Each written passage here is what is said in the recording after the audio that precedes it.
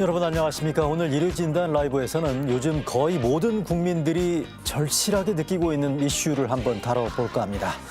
바로 전세 문제입니다. 최근 들어 전세난이 사상 최악이라고 합니다.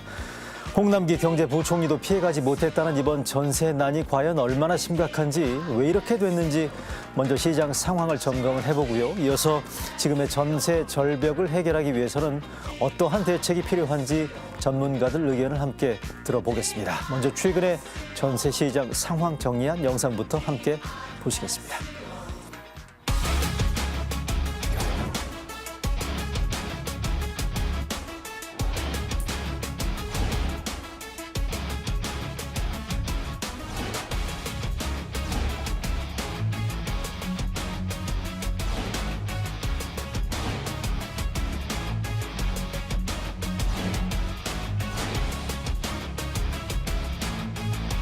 전세매물이 실질적으로 거의 제로입니다. 1년 전에 비하면 5억에서 한 7, 8억 오르셨다고 보면 될 겁니다. 매매 시장과는 달리 상승세가 지속되고 있습니다. 신규로 전세를 구하시는 분들의 어려움을 무겁게 받아들이며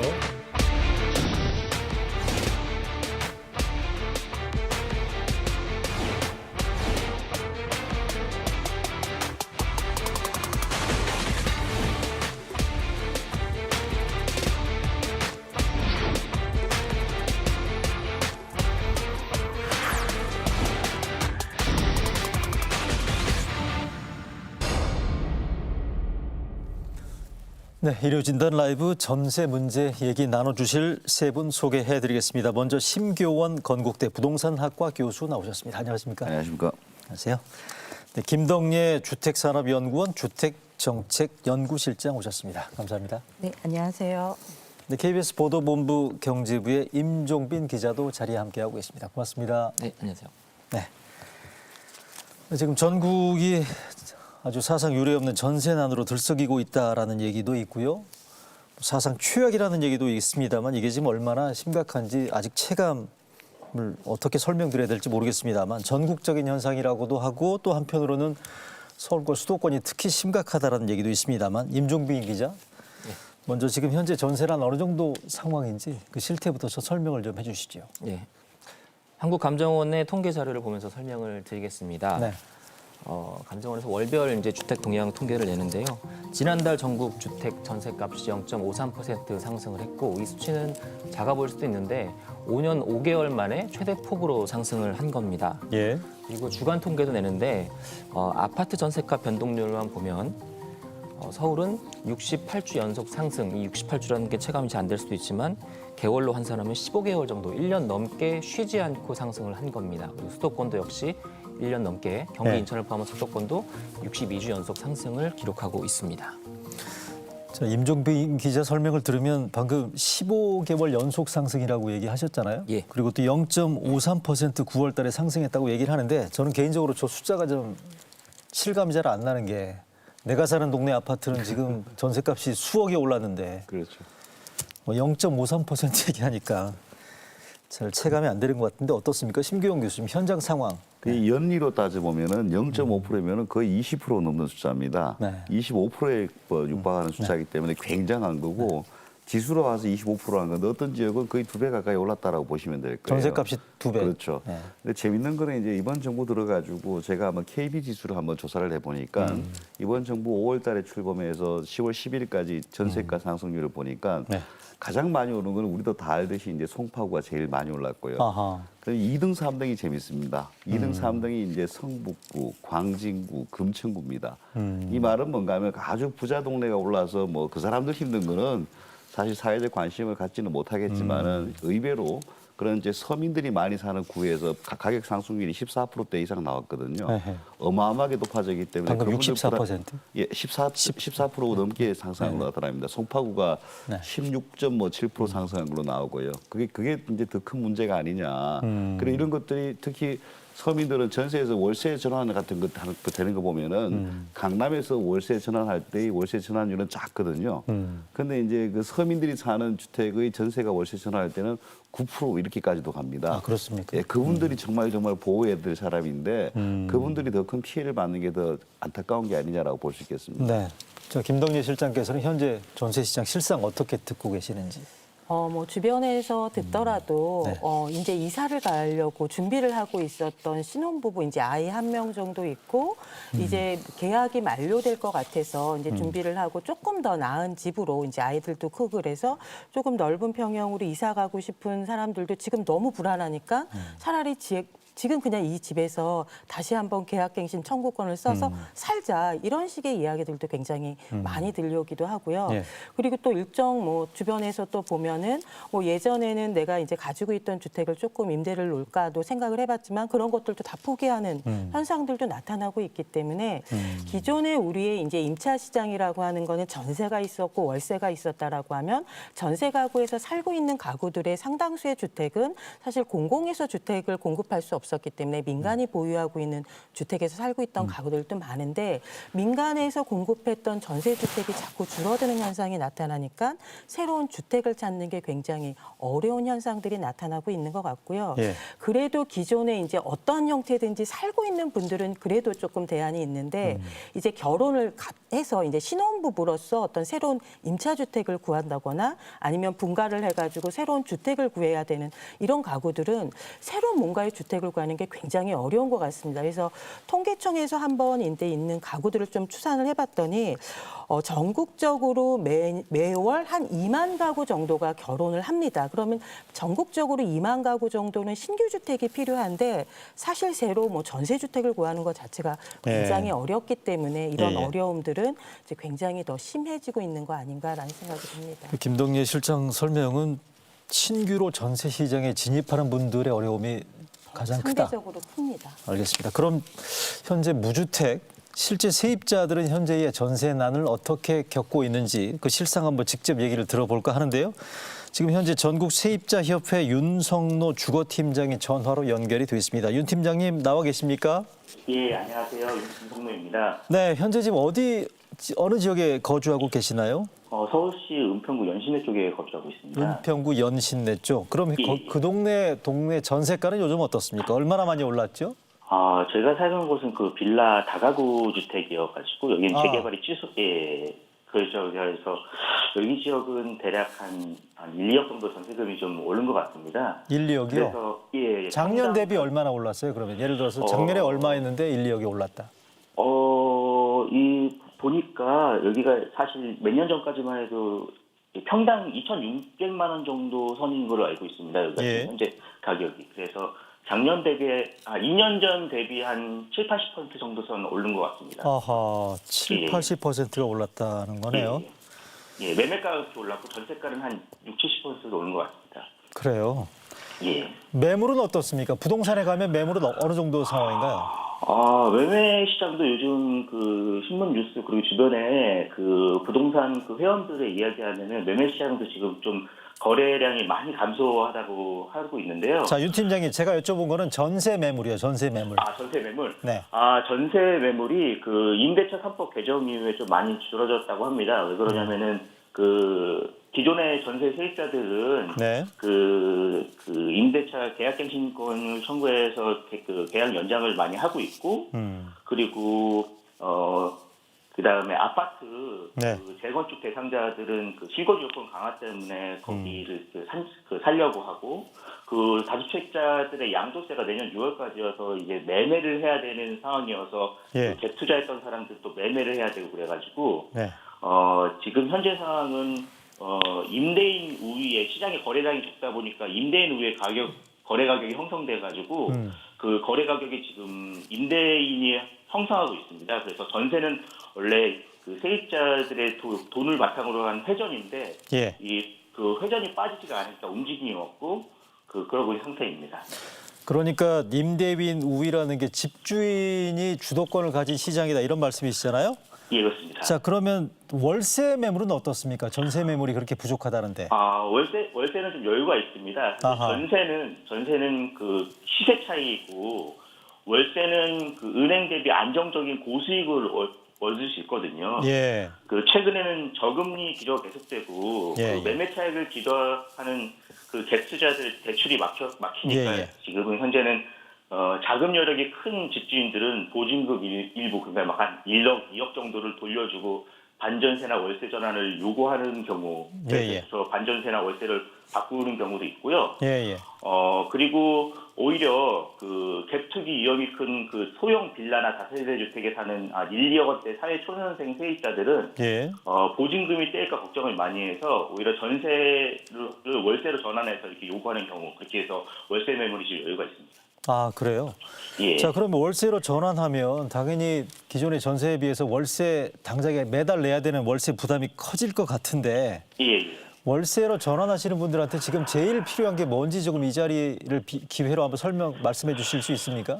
그러니까 사실 다달이 월세를 내고 계약을 이어가야 되는데 그럼 네. 결국은 본인들의 저축을 줄이고 이게 매날 그 힘든 거거든요. 근데 이게 뭐 한 4, 50 혹은 60, 70만 원 정도 뭐 어떻게 100만 원까지 되는데 또 네. 상당히 힘들거든요. 근데 사실 이것에 대해서 그 제일 좋은 거는 월세 세액 공제나 그런 건데 아하.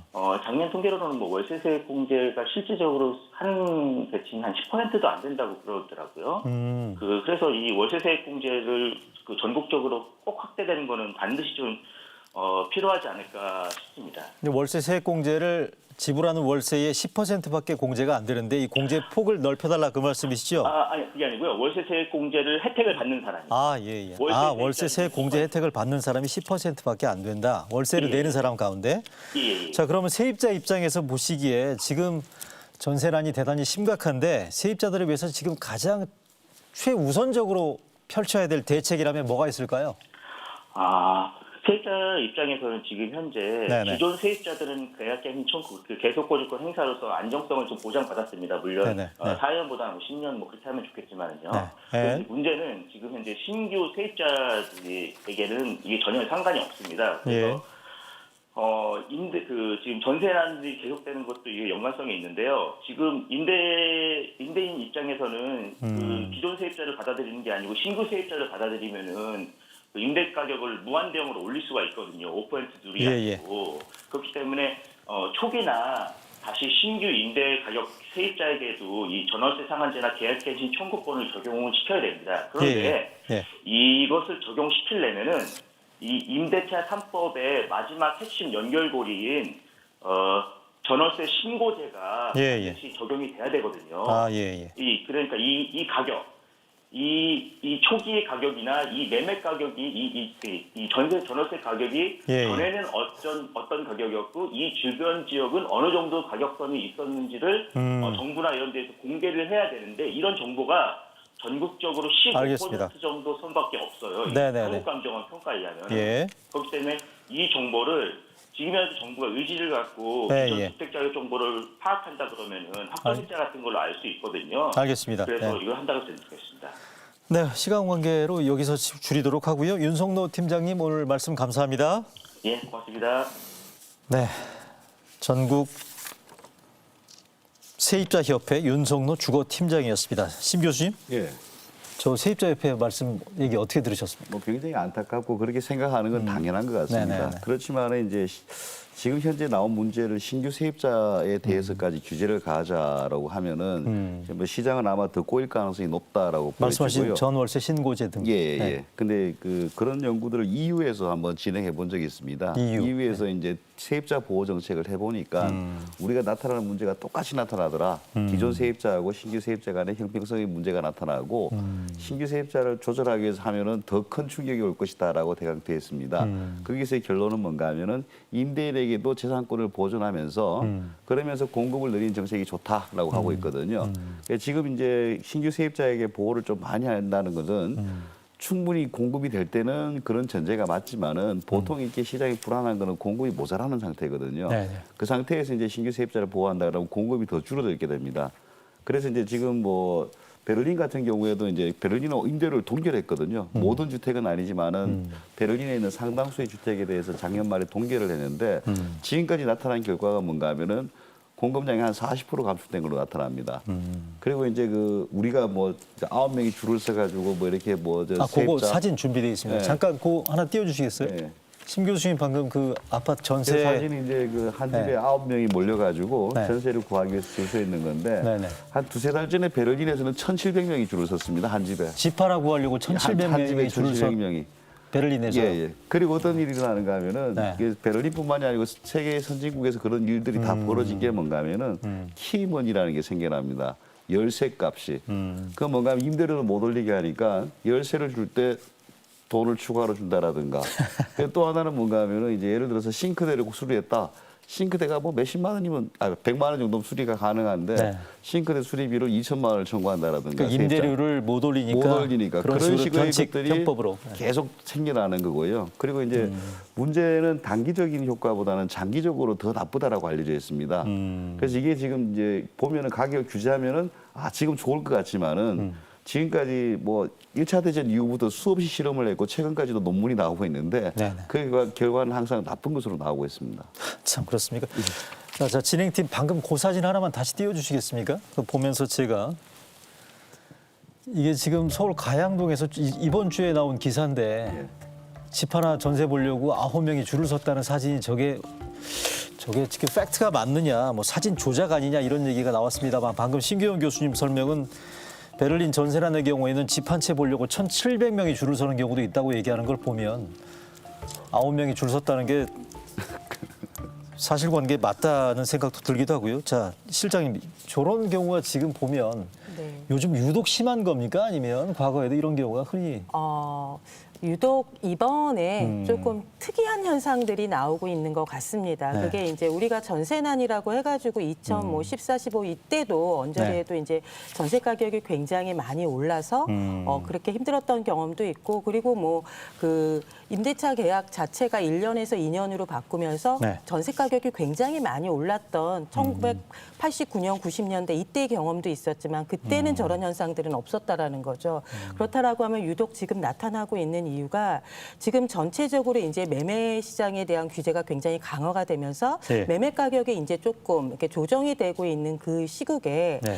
그리고 또 이제 내년에 사전 청약을 하겠다라고 하는 그 6만 가구에 대한 대기 수요들도 전세 시장에서는 임차 수요가 이제 늘어나고 있는 상황인 거고 네. 그렇다라고 하면 전세 수요가 사실 매매 수요로 전환되지 않고 있고 결국 수요가 많은데 이제 공급에 대한 불안들이 좀 많아진 상황인 것 같고요. 예. 그리고 작년까지는 굉장히 입주 물량이 많아서 전세 시장에 대한 불안이 조금 적었었습니다. 그런데 올해부터 조금 그 입주 물량이 줄어들고 있고 내년도 특히 준다고 얘기하던데. 내년에는 더 많이 줄어서 더 위험할 수 있는데 절반으로 준다는데 맞습니까? 네, 그래서 그 부분에 대한 위험들도 있고 특히 10월 달에 네. 그 입주 물량이 굉장히 많이 줄어들었습니다. 네. 뭐 7월, 8월, 9월에 비해서 거의 한 3분의 2 정도로 줄었기 때문에 그 영향까지 지금 같이 맞물려서 나오고 있는 현상이 아닌가 싶습니다. 걱정입니다. 자, 임종빈 기자, 예. 제가 이거 질문 하나 드려보겠습니다. 개인적으로 좀 궁금한 게 하나 있어요. 네. 지금 말씀 나누고 있는 이 부분들, 그러니까 전세난이 사상 최악이다라는 얘기도 있고, 뭐 전세 절벽이다, 뭐 온갖 험악한 표현들이 지금 요즘 줄을 잇고 있는 거긴 합니다만 반면에 보면 이게 전세 매물 부족하고 전세값이 오르긴 했습니다만 이게 그 정도로 심각한 거는 아니다라는 반론도 있단 말이죠. 국토부 출입하시니까 국토부 쪽 사람들은 뭐라고 얘기합니까 여기에 대해서? 국토부는 일단 8월 전세 거래량이 네. 그 7월보다는 줄긴 했지만 전년 동월 대비 오히려 늘었다. 이 거래량을 토대로 이렇게 얘기를 하고 있고. 오히려? 네. 네. 근데 그건 이제 8월 상황이고 네. 다른 통계를 보면 이제 그 KB국민은행이랑 국토부랑 이제 감정원이 내는 통계 중에서 전세 수급 지수라는 통계가 있는데 이 전세 수급 지수가 100을 기준으로 100이 넘어가서 이제 100하고 200 사이에 있으면 공급이 부족하다는 얘기거든요. 근데 이 수치가 9월 달에 187이 나왔습니다. 이게 187이라는 숫자가 2015년 10월 이후에 5년 만에 최대치인 거죠. 그리고 감정원도 같은 통계를 내는데 수치는 약간 보수적으로 잡긴 해도 그 감정원도 100 이상이 넘어가면 공급이 부족한데 그 8월 달에 120, 9월 달에 119가 나왔는데 이게 거의 4년 한 6개월, 7개월 만에 역시 최대치를 기록하는. 최대치다. 예, 그러니까 그 국토부에서는 그 전세 수급 지수라는 수치가 있음에도 불구하고 거래량을 기준으로 전세가 부족하지 않다라고 얘기를 하는 거죠. 그래요? 전세가 부족하지 않다라고 얘기를 하고 있다는 말이죠. 네, 거래량은 일단 전년 동월 대비 늘었다고 얘기를 하고 있습니다. 표면 어떻게 보세요? 다른 통계에 따르면 작년 동월 대비 많이 줄었다라고 나오고 있고요. 네. 그리고 국토부에서 하는 통계들은 너무 좀 자기 편하게 보고 싶은 것만 보는 것 같아요. 그래요? 특정 지역 단지라든가 네. 이쪽을 가지고 이제 숫자를 하는 경우가 많은데 네, 네. 그 반대되는 게 훨씬 많고 네. 그리고 이제 이거 하나 인정은 해줘야 될 게 이번 정부 들어가지고 불과 1년 전까지만 보더라도 전세 가격은 굉장히 안정적이었습니다. 근데 1년 남짓하는 그 기간 지난해까지는 동안에 괜찮았었는데. 저 역대 정부 중에서 전세 가격은 아주 안정적인 정부였습니다. 근데 최근 1, 2년 사이에 이제 그렇게 망가진 거죠. 그럼 최근 1, 2년 사이에 어떤 변화가 있길래 이렇게까지 전세 시장이 망가졌는가? 거기에 대해서 고민할 필요가 있는 거죠. 자, 그럼 본격적인 진단을 좀 들어가 보겠습니다. 자, 그럼 제일 궁금한 게 김덕예 실장님. 지금의 전세난이 일시적인 거라고 보십니까? 아니면 앞으로도 상당 기간, 아까도 말씀하셨습니다만 입주 물량이 줄어들기 때문에 네. 전세난에 분명히 영향을 미칠 거라고 말씀하셨는데 이게 얼마나 더 갈 거라고 보십니까? 저는 아파트 시장을 중심으로는 지금 계약을 갱신하고 있는 가구들이 다 다시 뭐 계약갱신 청구권을 써서 마무리가 되려면 적어도 다 2년은 걸리거든요. 지금부터 이제 2년 전에 했던 사람들이 순차적으로 이제 도는 데까지는 2년이 걸리기 때문에 이러한 지금의 뭐 아까 줄서기처럼 그런 특이한 현상들은 조금 뭐 완화된다 할지라도 계약갱신 청구권을 요구하면서 어떤 갈등의 현상들이 나타나는 그런 문제들은 적어도 2년까지는 있을 것 같고요. 그러고 나서 전체 가구가 계약갱신권을 다 썼다라고 하면 그리고 신규 가구도 전세 계약을 했다라고 하면 조금 안정기는 찾을 수 있겠지만 다시 4년이 끝나고 나서 이제 신규 주택을 또 찾아야 될 때 이럴 때는 그 임대인 입장에서 보면 그동안 올리지 못했던 전세 가격 그리고 이제 앞으로 그리고 받아야 될 전세 가격을 같이 올릴 수 있기 때문에 우리가 2년 단위로 바꿨을 때 첫 해에는 30%가 올랐고 그 다음엔 25%가 올랐던 경험이 있다라면 이게 이제는 4년까지도 이후에 4년까지도 갈 수 있기 때문에 그 얘기가 이따가 김현미 장관 설명하는 게 있거든요. 아, 89년 네. 말씀하시는 거죠? 네, 그렇죠. 네네. 그래서 조금 상당 기간 이런 혼란들은 좀 지속되지 않을까 싶습니다. 잠깐만요. 그러니까 1989년도에 네. 임대 기간을 1년에서 2년으로 2년으로 연장했을 바꾸면서 때. 네, 그때 바꾸면서 이제 그 첫 해에는 한 30%가 올랐고요. 30%, 네. 그 이듬해에는 이제 25% 정도가 오른 거죠. 물론 25%. 상승폭은 줄었지만 그래도 굉장히 많은 폭의 상승이 있었기 때문에 지금 같은 경우에도 뭐 거래량이 줄어서 오는 어떤 그 수치적인 것들은 낮다라고 할지라도 가격 상승세에 대한 부분들은 조금 장기적으로 갈 수 있을 우려가 있습니다. 그러니까 1989년도에 임대 기간을 1년에서 2년으로 연장했을 당시에 첫 해 30%, 이듬해 25% 전세가 상승이 있었다는 설명이신데 자, 관련해서 그제였습니다. 국회 국정감사 국토위에서 있었던 김현미 장관 요 관련된 발언 한번 들어보시죠. 그 기간을 지금 어느 정도 되면은 안정화될 것이라고 예측을 하고 있습니까? 저희가 그 89년도에 그 임대 기간을 1년에서 2년으로 연장했을 때 한 5개월 정도의 시간이 걸렸습니다. 그런데 지금은 뭐 그대로 똑같이 5개월이다 이렇게 말씀드릴 수는 없지만 일정 정도 시간이 걸릴 거라고 생각을 하고 저희 예의주시하고 있습니다. 침 교수님, 방금 김덕예 실장께서 말씀하신 건 89년도 임대 기간 1년, 2년 연장했을 때 30%, 이듬해 25%라고 얘기했는데 김현미 장관은 89년도에 예. 조치를 취했을 때 5개월 정도 시간이 걸렸다고 약간 얘기했거든요. 오해의 소지가 있는데 네. 두 분 다 이제 비슷한 얘기예요. 그 당시에는 1년에 15%, 20%씩 오를 때입니다. 매년. 전세값이. 예, 전세까지. 매매값도 한 30% 오를 때고요. 아하. 그렇게 오를 때 이제 이렇게 올랐다가 네. 약간 안정세를 보여줬다가 다음에 또 오르고 지금 보면 굉장히 높은 것 같지만은 그 당시에는 뭐 강남의 아파트는 1년에 2배씩 오를 때입니다. 그러던 것이 이제 안정이 어떻게 되는가 하면은 1, 2년 내에 안정됐다라고 보긴 어렵고 그때 안정되는 건 91년에 200만 원 입주가 시작됩니다. 예, 예. 200만 원 입주입니다. 그 당시 우리나라 주택이 700만 채 정도 있을 텐데 네. 그때 200만 원을 하니까 그때부터는 모든 지표가 마이너스로 돌았습니다. 근데 지금은 이제 지금 단기적으로 그런 공급 충격도 없고 그래서 뭐 신규 공급 나올 것도 없고 그런 상황이라서 아마 단기적으로는 지금의 혼란은 진정이 좀 되겠지만은 가격 상승은 계속할 가능성이 높다라고 보여지고요. 단기간에 이런 혼란상이 조금 완화될 거라는 그 뭐 근거 같은 게 있으십니까? 그거는 이제 뭐 맹큐리 경제학이라고 여러분들이 아주 많이 본 경제학 원론책이 있습니다. 네네. 그 책을 보더라도 이제 단기의 충격보다는 장기의 충격이 훨씬 크다라고 나와 있습니다. 그래서 수많은 학자들의 연구가 그 단기적 충격보다는 장기적 공급 위축으로는 불편함이 더 크다고 알려져 있고, 예, 예. 그래서 지금은 이제 사실 임차인 보호 규정하고 가격 상한제 규정 두 가지를 따로 나눠서 봐야 되거든요. 예, 예. 임차인 보호 규정은 단기적으로 충격을 먹이고 그다음에 나중에 또 이제 한번 4년이 이렇게 지나면은 또 이제 충격이 오는 건데 예, 예. 단기 충격은 얘가 조금 더 셀지 몰라도 그다음 전월세 상한제라는 가격 규정이 있습니다. 규제. 네네. 가격 규제는 단기보다는 장기에 미치는 영향이 훨씬 크다라고 알려져 있어요. 네네. 그럼 이제 이걸 종합해 보면은 단기적인 지금의 극도의 혼란 상황은 좀 나아질 것이다. 그렇지만은 중장기적으로 더 무서운 공급 위축에 따른 쓰나미가 올 가능성이 높다라고 볼 수 있습니다. 동의하십니까? 뭐 일정 부분 좀 동의하는 부분들이 있고요. 근데 우리나라 같은 경우에는 이제 외국의 임차 시장 같은 경우는 정말 우리가 알고 있는 전체 임차 시장에서 한 3% 정도밖에 되지 않는 순수 월세라는 거, 보증금 규모가 작은 그런 월세 시장 베이스에서 이제 임대료 통제라든가 아니면 그 가격 규제 들어갔던 것과 우리나라는 보증금 규모가 큰 전세 시장이라고 한 특이한 시장이 있는데 여기에서 주어지는 어떤 그 규제에 대한 그 충격 효과들은 좀 다른 것 같습니다. 그런데 외국에서 썼던 것들이 가지고 있는 부작용 이상으로 사실 전세 시장에 적용했을 때 가져올 수 있는 부작용들은 조금 더 클 수 있는 부분들이 있는 것 같고요. 네. 더군다나 우리 같은 지금 저금리에서는 사람들이 원하는 게, 그러니까 외국의 선진국 같은 경우에는 임차인이 선택할 수 있는 게 월세라는 것밖에 없습니다. 그렇기 때문에 뭐 가격이 높든 낮든 어떤 상태든지 이제 월세를 선택하지만 우리 같은 경우에는 대부분의 임차인이 전세를 원하고 특히 이런 저금리 상황에서는 예. 전세를 원하는 게 굉장히 더 높아지기 때문에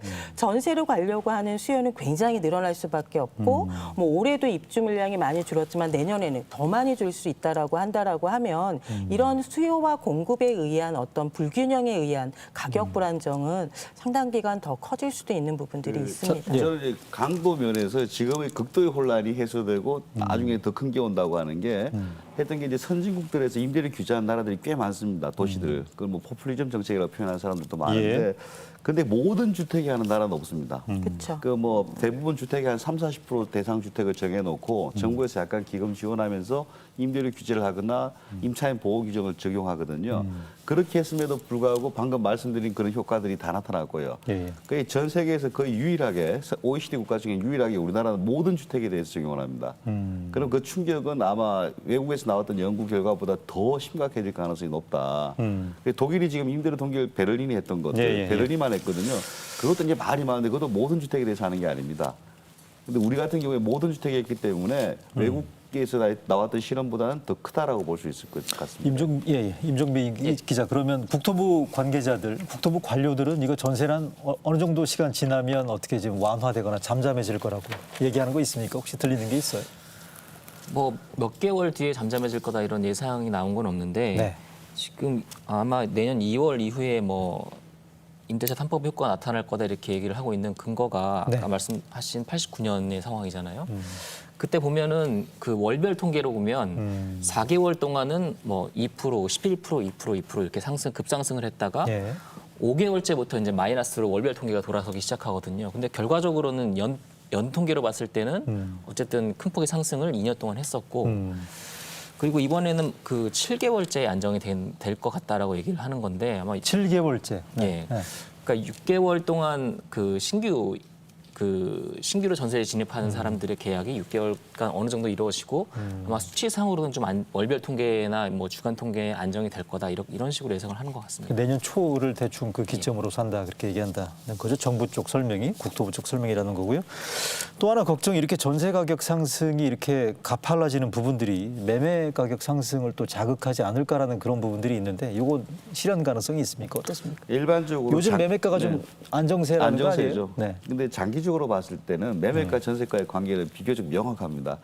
한 개가 오르면 따라 오르고 이게 오르면 또 따라 오르고 네. 장기적으로 봤을 때는 그게 아주 명확한데 지금은 그런 현상이 나타날 것이냐. 장기적으로는 분명히 그런 현상이 나타나는 거고요. 근데 단기적으로 한 1, 2년을 봤을 때 나타날 것인가.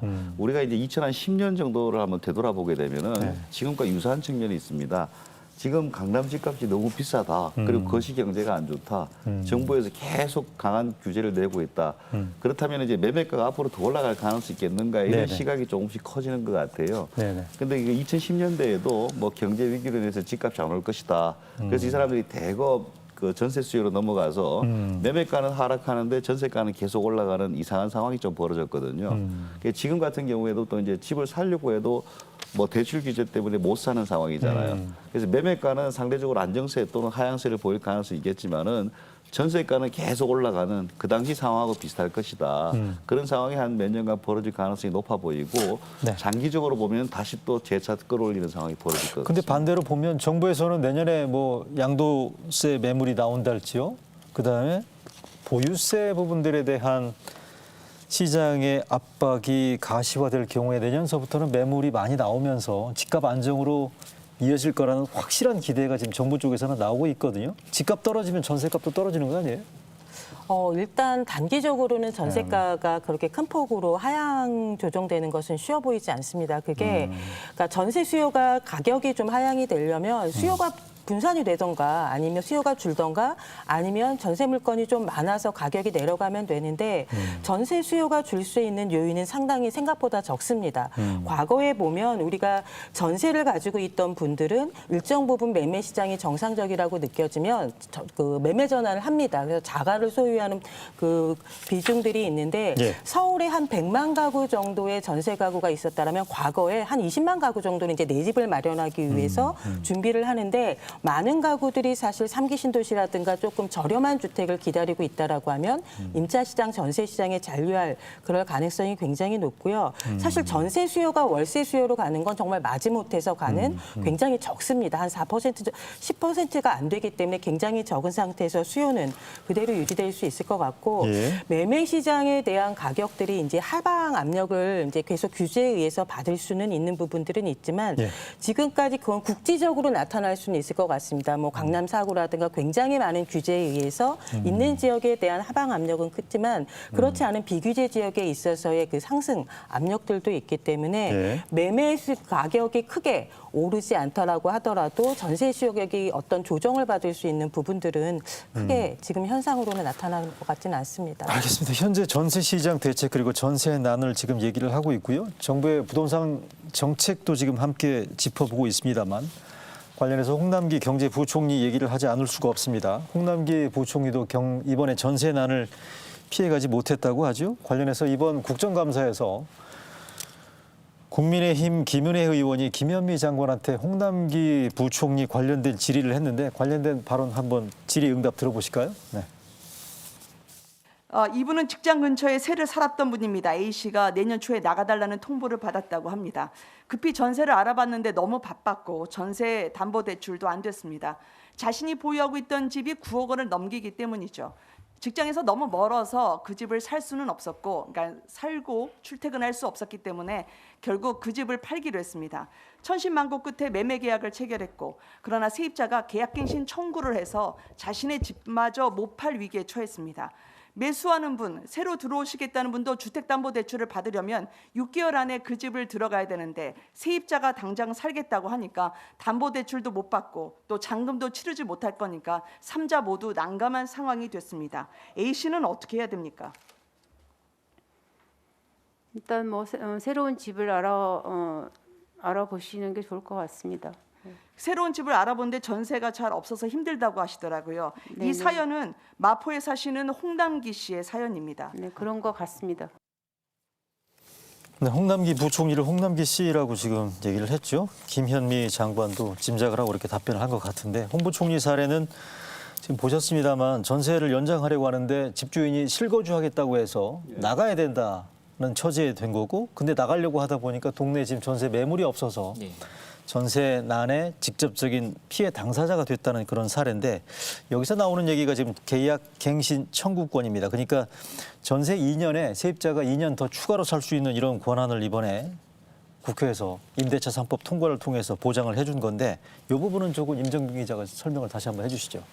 네, 전월세 계약갱신 청구권 세입자가 그러니까 현 전세 기간 2년 이후에 계약갱신을 다시 관련 한번 화면이 나오고 있죠. 청구할 수 있는 권리를 얘기해서 총 2+2년, 전세 기간이 사실상 4년까지 늘어날 수 있다는 얘기고요. 네. 근데 이제 세입자가 집주인에게 계약갱신 청구권을 이제 행사를 하려면 계약 종료 6개월 전부터 1개월 전까지 행사를 해야지 가능합니다. 그리고 다만 집주인이나 이제 집주인의 직계 존비속이 실거주할 의사를 밝히면 네네. 세입자의 계약갱신 청구권은 거부할 수 있는 그런 법적 근거가 있습니다. 자, 홍남기 부총리 사례에서 지금 저거 잠깐 다시 한번 띄워주시겠어요? 그러니까 계약갱신 청구권에서 확인할 수 있는 게 뭐냐면 보시는 것처럼 세입자가 2년 동안 이후에 살고 나서 계약을 추가로 살 수 있도록 청구할 수 있는 권리인데 요거를 홍 부총리가 2년 더 살겠다고 했더니 집주인이 내가 들어와 살겠다라고 얘기한 거고 예. 근데 이런 경우에는 요 맨 마지막 줄에 나와 있죠. 집주인이 실거주할 경우에는 집주인이 세입자의 계약갱신 청구권을 거부할 수 있도록 되어 있는 게 지금 계약갱신 청구권을 둘러싼 논란의 핵심인 것 같아요. 여기 보면 이게 지금 계약갱신 청구권이 세입자들, 무주택 서민들의 주거 안정을 위해서 도입한 이런 부분들인데 오히려 지금 일종의 역설, 정책의 역설이라고 해야 될 수 있을 것 같긴 한데 어떻게 보십니까? 뭐 이 세입자 안정 대책에 대해서도 많은 연구들이 있었고 많은 사례들이 있습니다. 우리처럼 이제 기간을 하는 경우도 있고 또 하나는 이제 특히 외국 같은 경우는 소수인들 그 사람들 특히 뭐 인종 간의 갈등이라든가 그런 스터디들도 굉장히 많았는데 네. 그런 연구들이 대표적인 그 결론들은 뭔가 하면은 너무 강하게 세입자를 할 때는 기존 세입자한테는 엄청난 혜택이 되지만은 이 사람이 계약 기간이 끝나서 신규 세입자가 들어오게 됐을 때는 어마어마하게 이제 우리가 4년 지나면 어마어마하게 오른다 그런 얘기를 지적하고 있습니다. 네네. 그래서 이런 정책으로 갈 경우에는 중장기적으로 네. 서민들 삶이 더 어려진다라고 보통 결론을 맺고 있습니다. 네네. 그래서 보통 이제 균형 잡힌 결론은 아까 전에 EU에서 연구한 것들도 네. 잠깐 말씀드렸는데 임대인의 재산권 또는 임대인의 수익률 같은 것들을 적절히 봐가면서 같이 이제 임차인 보호를 행하면은 제도가 지속 가능하게 되는데 네. 일방적으로 임대인만 희생을 하게 하는 제도 같은 경우에는 결국 장기적으로 서민이 더 어려워지더라라는 결론이거든요. 그렇지 그 해법을 잘 찾지 않으면은 이 문제는 계속적으로 더 심각해질 가능성이 있다라고 볼 수 있습니다. 자, 계약갱신 청구권을 포함해서 그러면 세입자 보호, 무주택 서민을 보호하기 위해서 지난 7월에 국회를 통과한 임대차 3법이 있습니다. 이거 다시 한번 재강조하는 차원에서 보여드리면서 임종빈 기자 설명해 주실까요? 네, 계약갱신 청구권은 방금 말씀드린 내용이고요. 그다음에 계약갱신을 청구할 때 임대료를 집주인이 올릴 수 있는데 그 상한선을 5% 이내로 제한한 게 전월세 상한제입니다. 네, 네. 그리고 아까 윤성도 팀장님 말씀하신 것처럼 전월세 신고제도 함께 법이 통과가 됐고요. 임대차 계약 시 지금 매매 거래처럼 임대차 계약도 실거래를 반드시 신고하게 의무화가 되는데 네네. 전월세 신고제는 지금 행정망을 갖춰야 되기 때문에 내년 6월에나 시행이 가능할 것으로 정부에서 보고 있습니다. 아, 그렇군요. 자, 임대차 3법 방금 심교원 교수께서 말씀하셨습니다만 임대인을 위한 정책이라고 합니다만 이게 오히려 강한 규제가 임대인을 오히려 옥죄할 수도 있다라는 네. 그런 역설을 설명해 주셨는데 김 실장님 그러면 요거 제가 하나 좀 무거운 질문 하나 드려보고 싶은데요. 실장님 보시기에는 이게 국회 통과 당시에 네. 정부가 네. 이런 상황이 펼쳐질 거를 예상했다고 보십니까? 어떠세요? 예상을 하신 분도 있지 않았을까 싶습니다. 그런데 예상을 조금 무겁게 했다라면 그렇게 빠르게 가지는 않았을 것 같고요. 뭐 이런 임대차 3법에 대한 도입 논란이 뭐 어제 오늘 얘기도 아니고 굉장히 오랜 시간 동안 해왔음에도 불구하고 계속 도입되지 못하고 있었던 이유들은 지금처럼 야기될 수 있는 그런 문제들이었기 를 이미 예측했기 때문이라고 생각을 하고요. 무엇보다 지금 이런 이제 임대차 3법이 도입이 되면서 임대인과 임차인에 대한 갈등이 너무 이제 심해지고 있다라고 하는 또 사회적인 문제도 있는 것 같습니다. 그래서 대한법률구조공단에서 한 8월 달, 9월 달에 임대차 분쟁 조정 건수에 대한 발표를 하나 했습니다. 그게 네. 17,800건 정도가 이제 발표가 됐는데 그게 예전에 비해서 한 60% 이상 정도 증가한 숫자라고 하면 이런 이제 계약을 두고 세입자와 그다음에 집주인 간의 갈등들이 계속 많이 야기될 수밖에 없기 때문에 네. 이런 문제들도 굉장히 또 하나의 부작용이 아닐까라는 생각이 듭니다. 자, 심 교수님 어떻습니까? 정부가 이걸 예상을 제대로 했을까요? 아니면 알고도 밀어붙인 건가요? 아니면 혹시 이게 뭐 단기간에 뭐 소폭에 그칠 거고? 아니요, 미풍에 정부 그칠 거다라고 본 건지. 관료들도 그렇고 네. 그 여당 또 많이- 경제학 박사들이 많이 상당히 접촉하시잖아요. 많습니다. 네네. 그래서 저도 이제 네. 여기서도 한번 여당 의원들하고 얘기해 본 적도 있고. 그렇죠. 근데 보면은 재밌는 거는 교과서에도 나오거든요. 경제 원론, 경제학 개론에 나오는 사실이기 때문에 네네. 인지하지 않았다라면은 그 자리에 있을 자격이 없는 분 같고 네. 그 정도는 다 아셔야 될 거 아니에요. 그 정책을 펴는 분들이 교과서에 나온 내용 정도는. 그중에 교과서에 나온 건 두 가지를 들고 있거든요. 공급 위축에 따라 가지고 더 어려워진다는 게 하나가 있고 또 하나는 더 심각한 문제일 수도 있는데 품질 저하 문제가 있습니다. 그 두 가지는 뭐 어떤 교과서에도 다 나오는 거기 때문에 예상을 했을 것이다. 네. 근데 이제 우리나라에서는 제가 보기엔 두 가지 같은데 하나는 뭔가 하면은 그때도 여당 의원들이 얘기하는 게 우리나라는 그런 효과가 안 나타난다라고 주장하는 게 하나가 있었고 네. 그 시민단체에서도 그런 주장을 많이 하셨습니다. 그랬나요? 근데 뭐 전문가들은 이제 그런 효과가 나타날 것이다 그런 얘기했고 또 하나는 이제 그런 효과가 나든 안 나든 간에 정부 입장에서는 그런 게 교과서적으로 나타난다 그러면 대책을 만들고 같이 가야 되거든요. 이런 문제가 생길 수 있으니까 공급을 정대하기 위해서 단기적으로 공급 정대하기 위해서 또는 네. 품질 저하를 막기 위해서 어떤 대책을 같이 나갔어야 되는데 우리는 그런 게 나타나지 않는다라고 가정을 하고 가는 것 같았습니다. 알겠습니다. 임종빈 기자. 예. 아까도 저 임종빈 기자가 설명을 했습니다만 정부 차원에서는 임대차 3법, 계약갱신 청구권 등이 시장에 안착할 걸로 기대한다는 거 아니겠어요? 예. 저 법이 통과될 당시 또 취재하셨으니까 예, 예. 이 부분들에 대해서는 나름의 자신감을 국토부에서는 가지고 있지 않았습니까? 네, 물론 초기 임대료가 오를 거다라는 예상은 용역을 통해서 알고 있었고 그게 2019년에 법무부에서 용역을 했었는데 그러니까 2+2년으로 했을 때 초기 임대료를 집주인들이 최대 8%까지 올릴 것이다라는 그 용역 결과가 나왔었거든요. 근데 그 수치가 그렇게 높은 건 아니다라는 결론이었고 그다음에 이게 임대차 3법이 7월 30일 날 이제 국회를 통과했었는데 그렇죠. 네. 8월 10일 날 이제 국회가 국토부에서 보도 자료를 내면서 현재 전월세 시장에서의 전세 가격 상승을 임대차 3법의 도입의 효과로 보기엔 무리가 있다. 이렇게 나왔습니다. 그리고 전월세 공급 감소, 가격 상승의 부작용이 나타날 가능성은 낮다고 보고 있다. 이런 식으로 보도 자료를 내섰습니다. 실제로. 시청자분들께서 좀 판단하셔야 될 문제인 것 같고요. 자, 그럼 이제 문제점 다 지적을 해봤고요. 그간의 과정을 되짚어 본 상황인데 앞으로를 이제 좀 점검을 해보죠. 이거 전세값이 무한정 올라서도 안 되는 거긴 합니다만 해결 방안 먼저 김 실장님 어떻게 해야 될 것 같습니까?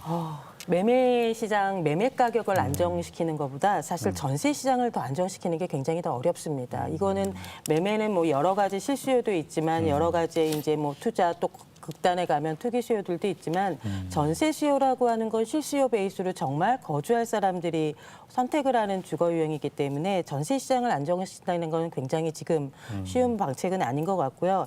다만 두 가지 방법 정도는 있을 것 같습니다. 그래서 막 고민을 해봤는데 정말 지금이 전세가가 너무 많이 올라서 전시 상황 같은 위험이다. 그러면 정부가 아까 베를린이 통제했던 것처럼 모든 주택에 대해서 전세가 올리지 마. 이렇게 한다라고 하면 가능할 수 있지만 이건 사실 우리 경제 시스템에선 불가능하다라고 보여집니다. 그렇다면 할 수 있는 게 국가가 정부가 공공 전세 주택을 저렴하게 양적으로 많이 공급한다라고 하면 수급에 의해서 가격 안정은 될 수 있지만 지금 나오고자 하는 뭐 127만 호 얘기는 하지만 그게 언제 나올지 알 수 없는 부분이기 때문에 지금 당장 그 효과를 주기는 굉장히 어려운 부분이 있고요. 결국 그렇다라고 하면 민간 시장에서 민간 주택이 그동안에 전세 시장의 안정을 조금 추구했던 부분들에 대한 기능들을 순기능들을 다시 한번 재조명할 필요가 있다라고 보여집니다. 정부가 주거복지 로드맵을 발표를 하면서 2025년까지 250만 가구의 공공임대를 공급을 하면서 10가구 중에 3가구 정도는 이제 공공주택에서 살 수 있게끔 안정화시키겠다라고 얘기를 했다라면 2025년이 되더라도 그러니까 임차 가구 10가구 중에 7가구는 결국 민간 시장에서 이제 주택을 구해야 되는 거기 때문에 이런 기존의 다주택자가 가지고 있는 역기능에 대한 굉장히 많은 조명을 하고 규제를 했다라고 하면 다주택자가 민간 시장에서 가지고 있던 임대주택의 공급자로서의 순기능들을 다시 한번 재점검을 해서 지금 과도한 부분들에 대한 정책들은 한번 조금 완화시켜주는 정책들이 필요할 것 같습니다. 공공임대주택, 공공전세 물량이 시장에 풀리면 그게 제일 좋은데 이거는 입지 문제랄지 시차 문제가 있기 때문에 쉽지 않으니까 않습니다. 결국 김동예 실장 설명은 민간 부분에서의 물량이 나와주는 게 현재로서는 제일 빠른 해결책이다라는 것 같고요. 우리 신규 교수님. 일반적으로 전세 가격은 매매 가격보다 변동성이 더 큰 걸로 나타나고 있습니다. 우리나라에서 특이한 상황인데 그 대신 월세 가격 같은 경우에는 변동률이 거의 없거든요. 네. 월세는 최근까지도 굉장히 안정세를 보이고 있고 네. 결국 이제 전세가 문제하고 매매가의 문제로 비결이 될 겁니다. 근데 매매가의 문제 같은 경우에도 저는 해법이 이제 거의 사라지고 있다라고 보고 있는데 우리나라에서 뭐 다주택자에 대한 중과라든가 이것들이 워낙 세가지고 거기서도 이제 더 이상 돌이키기가 어렵다라 보여지고 네. 전세가 규제 같은 경우도 지금 임대차 3법 이 경우에는 거의 명시적으로 다 모든 학자들이 지적하고 있습니다. 이 네. 3법의 결과는 항상 나쁜 것이다. 맨큐가 세계적으로 경제학 원론을 써서 많이 팔아먹었잖아요. 그 서문에 보면은 임대료 규제 사례를 들면서 이런 얘기를 합니다. 이 책의 목적이 그런 잘못된 지식들이 전파되는 걸 막기 위해서 쓴다라고 되어 있습니다. 그 정도로 뻔한 사례들이거든요. 근데 그것들이 정치적으로는 굉장히 잘 먹히는 그런 경향들이 좀 나타나는 것 같습니다. 그리고 지금 우리가 뭐 렌트 컨트롤 임대료 규제를 쓰는 나라들이 몇 군데 있습니다. 뭐 미국 전체가 쓰는 게 아니고 뉴욕이라든가 몇 군데 쓰는데 뉴욕 같은 경우에도 비상 상황을 지금 50몇 년째 유지하고 있습니다. 이게 이제 50몇 년 동안 정책을 그렇게 했음에도 안 되면은 다른 정책으로 한번 해볼 만도 한데 네네. 계속하고 이게 실효성이 있느냐. 그리고 제가 지금 진짜 걱정하는 거는 지금 현재의 충격은요. 다른 선진국 사례를 보면 충격이 아닌 겁니다. 앞으로의 충격이 더 심각해진다는 게 기존 연구들이 지적하고 있는 것들입니다. 그래서 거기에 대해서 지금이라도 나타날지 안 나타날지 모르겠지만은 정부의 역할 중에 하나가 앞으로 나타날 문제에 대해서 선제적으로 어떻게 방어할 것인가 그런 것들을 해서 좀 국민을 안심시키는 그런 것들이 좀 나와야 되지 않을까라 보입니다. 자, 임 기자. 예. 금년간에 정부가 뭐 국토부 차원에서 전세값 대책 발표한다는 얘기 있습니까? 기사는 조금씩 나오던데. 네, 홍남기 총리가 언급을 하긴 했는데 네. 대책을 세워야 할 것 같다고 언급을 했는데 네. 사실 그때 뾰족한 대책이 나오진 않았습니다. 네, 네. 그만큼 전세 대책이 사실 단기간에 이게 해결할 수 있는 대책을 세우기는 쉽지 않은데 아하.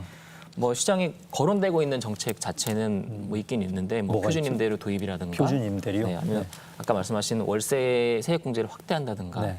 이런 식으로 세입자를 간접 지원하는 방안들 이런 대책들이 거론되고 있습니다. 잠깐 월세 세액 공제를 확대한다고 얘기를 하셨는데 근데 이거는 어떻습니까? 이게 지금 전세난에 대해서 우리가 지금 진지하게 얘기를 하고 있습니다만 한 몇 달 전에 잠깐 논란이 된 게 있었죠. 우리도 이제 월세를 시대적인 대세로 받아들여야 된다라는 얘기가 있지 않았습니까? 근데 월세로 전환되는 시대적인 흐름이 불가피한 흐름이라면 전세 물량에 대한 제한적인 어려움 같은 게 있다는 걸 전제로 했을 때 월세 대책을 차라리 지금 아까도 전화 연결에도 있었습니다만 월세 물량은 지금 꽤 있다는 거 아니에요? 예. 그럼 월세에 대해서 방금 임종빈 기자 얘기한 대로 월세 소득에 대한 월세금에 대한 세액 공제를 대폭 확대하는 건 이건 어려운 건가요? 그래서 이제 지금 월세로 지원하는 문제는 네, 그건 매물이 많다니까. 굉장히 이제 괜찮은 생각인데 네. 지금 현재 세액 공제 대상자가 10%밖에 안 된다는 아까 건 그렇게 뭐냐면은 얘기했잖아요. 네. 그분들이 일단 다른 데서 다 세금을 돌려받습니다. 그분들이 영세한 분들이 많으세요. 저소득층. 아하. 그래서 여기서도 공제 받을 수 있는데 못 받는 거예요. 그 중복 공제라는 얘기인가요? 그렇죠, 그렇죠. 그래서 근데 이제 이건 중복 공제도 해줘야 된다는 이런 취지 같은데. 돈을 오히려 받는 형태가 될 겁니다. 그렇게 되면 이제 가능은 한 거고요. 지금 문제는 뭔가 하면 전세에서 월세로 넘어간다는 게 네네. 단순하게 볼 문제가 아니고 두 가지 문제가 있습니다. 하나는 전세로 거주할 때는 우리가 이제 소득 중에 한 10% 정도를 주거비로 지출을 해요. 월세로 가는 순간 25% 지불하는 겁니다. 주거비. 그렇죠. 그래서 세액 공제를 해줘야 된다는 거 아니에요? 그 세액 공제를 하더라도 네. 그 15%만큼 엄청나게 늘어나는 건 네. 그건 그만큼은 안 되는 거죠.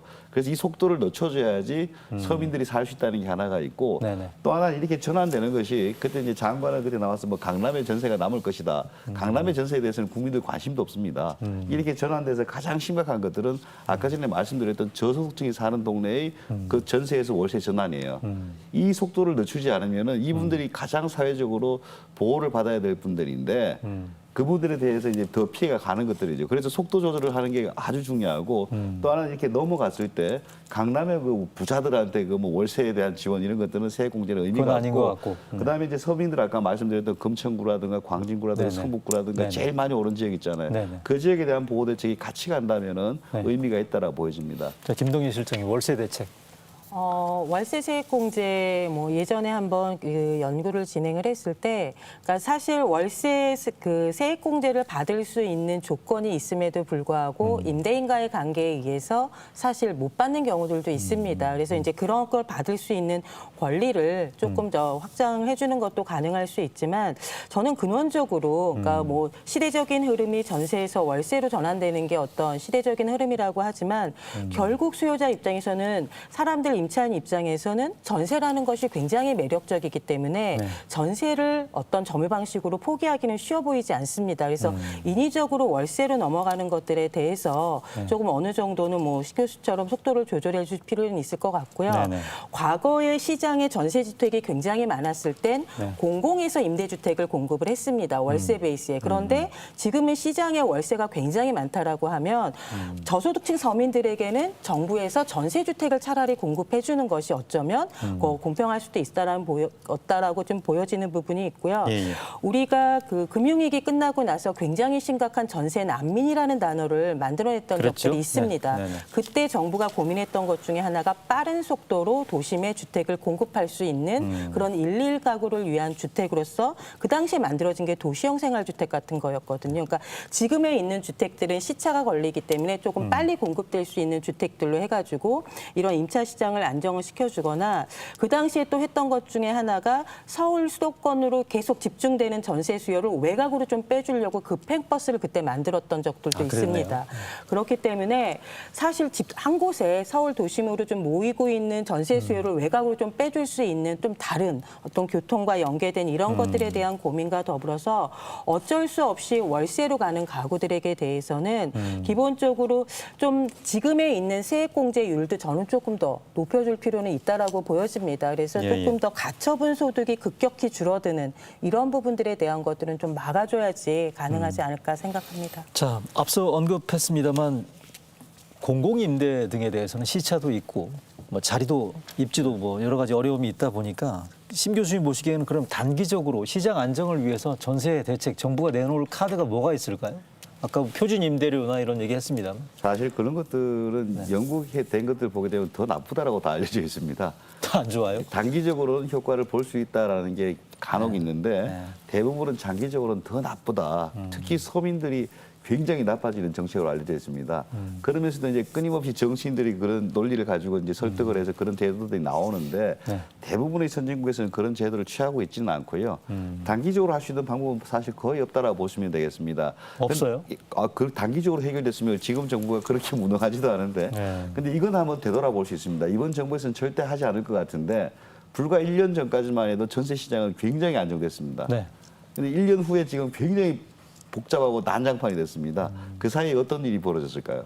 그 사이에 뭐 유동성이 특별히 늘었다라든가 그게 아니고 이상한 법들이 세계 초유의 사태. 월스트리트 저널에서도 우리나라 사례를 이상한 법이라면 임대차 3법에 다주택자 규제법에 뭐 20몇 번의 엄청난 제도를 쏟아냈잖아요. 그리고 재밌는 건 파리 대책 1년 이전 1년 이후를 봐도 강남 아파트가 파리 대책 이전 1년간 KB지수로 보면 5% 올랐는데 이후 1년간 15% 올랐습니다. 그 1년 사이에 어떤 일이 벌어졌느냐? 그럼 그것들이 지금의 혼란을 만든 주범일 수도 있다. 그럼 그 제도에 대해서 다시 한번 뚫어보고 다시 한번 살펴보고 그래 문제 인식이 발랐던 건지 아니면 처방이 맞았던 건지를 한번 겸허하게 다시 보고 전면적으로 보는 게 필요하다. 그거 아니면은 다시 되돌아가기는 굉장히 어렵다고 보여집니다. 임종빈 기자님, 국토부 출입하시는 임종빈 기자께서는 심기영 교수 방금 설명하신 것처럼 규제 위주 정책, 부동산 정책이라고 지금 시장론자들이 특히 얘기를 많이 하고 있습니다만 이런 부분들에 대한 정책의 궤도 전환에 대한 뭐 논의나 논란, 뭐 검토 이런 게 있습니까? 어떻습니까? 아직까지 뭐 규제가 당연히 국토부에서는 규제 때문에 규제의 역설이 나타났다든가 아니면 규제 때문에 집값이 더 올랐다, 뭐 전세값이 더 올랐다 이렇게 얘기하기는 사실 불가능하죠. 그래서 뭐 정부 차원에서 이제 뭐 규제를 대폭 완화한다든가 그런 아직 기조가 바뀌는 그런 분위기는 감지되지는 않는 것 같습니다. 현재까지는 감지되지 않고 있다는 거고요. 하나 더 질문 하나 드려보겠습니다. 아까도 잠깐 언급이 됐습니다만 이건 어때요, 김동기 실장? 정부는 하여간 뭐 양도세 매물이 나오게 되고 보유세 강화하게 되면 내년서부터는 집값 떨어질 거라는 확신에 가까운 자신감이 있는 것 같아요. 저도 그렇게 얘기를 많이 듣고 있습니다만 떨어지면 어쨌든 전세 시장, 월세 시장 이런 부분들의 순기능으로 작용할 가능성은 있다고 보십니까? 어떻습니까? 그럼 두 가지 전제가 맞아야 되겠네. 집값이 떨어져야 되는 거고요. 네, 집값이 떨어지게 되면 근데 네. 우리가 금융위기 그때 이렇게 이유를 좀 살펴보더라도 네. 그때 금융위기 거치고 나서 주택 가격 많이 떨어졌거든요. 많이 떨어졌죠. 네. 그런데 그 당시에는 신조어가 나왔거든요. 전세 난민이라고.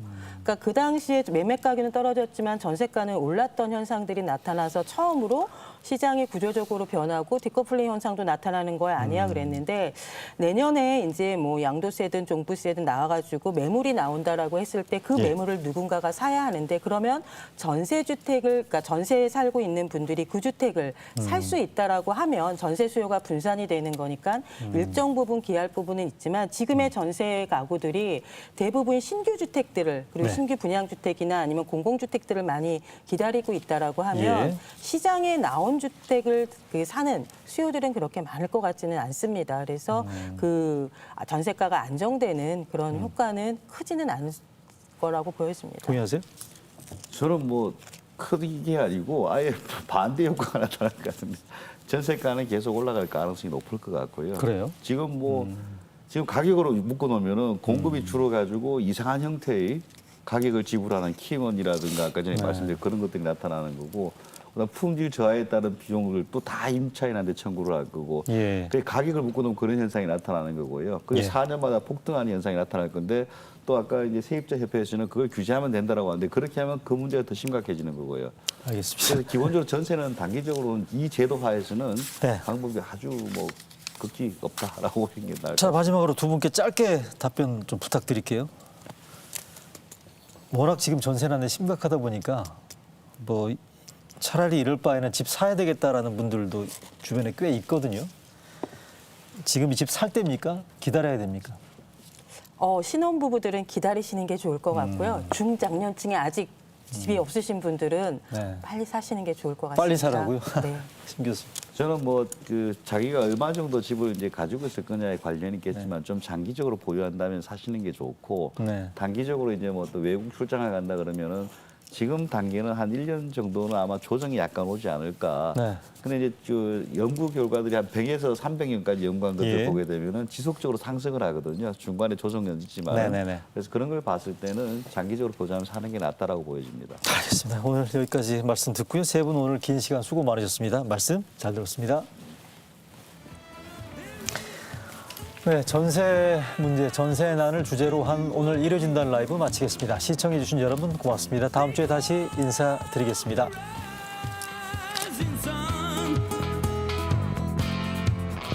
And it's been the ruin of many a poor boy. And God, I know